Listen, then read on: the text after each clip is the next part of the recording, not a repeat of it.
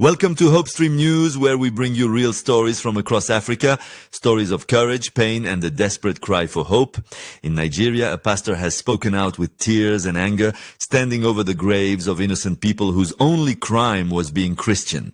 In a heartbreaking moment, he stands in the red earth of a mass burial site, holding his Bible, his voice trembling with emotion.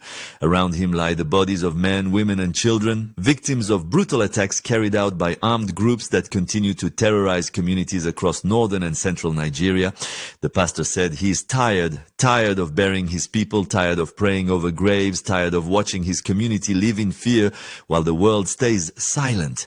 His words echo the pain of millions of Nigerians who have suffered from repeated violence, kidnappings, and massacres that often go unnoticed by the global media.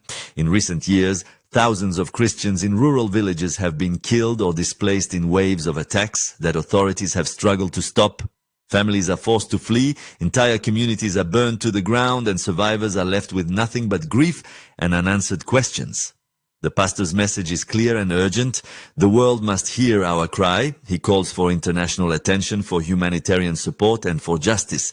He pleads not just as a religious leader, but as a voice for the voiceless, those whose stories end in silence beneath the soil. This is not just a local tragedy, it's a human one. Lives are being lost, faith is being tested, and hope is fading for many innocent Nigerians caught in the crossfire of hate and neglect. Here at Hopestream News, we join the call. We call for peace, for protection, and for the global community to pay attention. It's time for governments, human rights organizations, and people of faith around the world to act, to speak out, to send help, and to demand an end to this senseless violence.